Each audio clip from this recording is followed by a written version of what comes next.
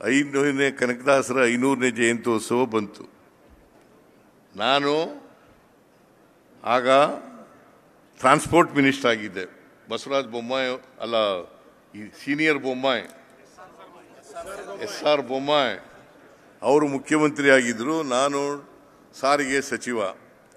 ಆಗ ನಾನು ಬೊಮ್ಮಾಯಿ ಅವ್ರಿಗೆ ಹೇಳಿದೆ, ನೋಡಿ ನಾವು ಸರ್ಕಾರದ ವತಿಯಿಂದಲೇ 500ನೇ ಜಯಂತ್ಯೋತ್ಸವವನ್ನು ಆಚರಣೆ ಮಾಡಬೇಕು, ಇಡೀ ವರ್ಷ ಮಾಡಬೇಕು ಅಂತೇಳಿ ತೀರ್ಮಾನ ಮಾಡಿದೆ.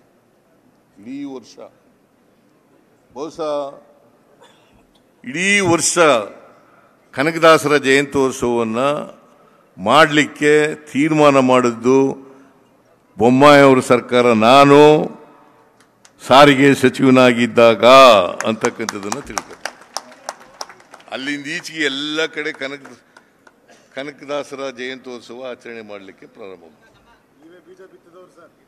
ಅದಕ್ಕೆ ಮೊದಲು ಅಲ್ಲಿ ಎಲ್ಲೆಲ್ಲೋ ಒಂದೊಂದು ಕಡೆ ಕನಕದಾಸರ ಜಯಂತ್ಯೋತ್ಸವ ನಡೀತಾ ಇತ್ತು.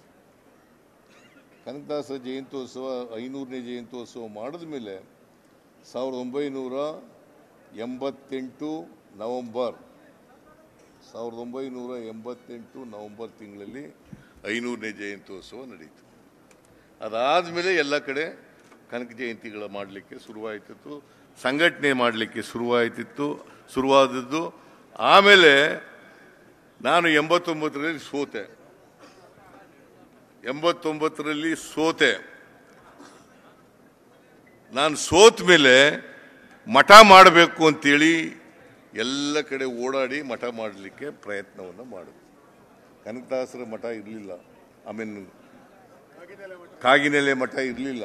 ಕಾಗಿನೆಲೆ ಮಠ ಮಾಡಿದ್ದು ಆಗ ತಾರಕಾನಂದಪುರಿ ಸ್ವಾಮೀಜಿ ಮೊದಲನೇ ಗುರುಗಳಾಗಿ, ಆಮೇಲೆ ಇವರೆಲ್ಲ ನಿರಂಜನಾನಂದಪುರಿ ಸ್ವಾಮೀಜಿ, ಈಶ್ವರಾನಂದಪುರಿ ಸ್ವಾಮೀಜಿ, ಇವರೆಲ್ಲ ಸ್ವಾಮೀಜಿಗಳಾದದ್ದು. ಅದೇನೇ ಇರಲಿ, ನಾನು ಅದ್ರ ಬಗ್ಗೆ ಹೆಚ್ಚು ಮಾತಾಡಕ್ಕೆ ಹೋಗಲ್ಲ.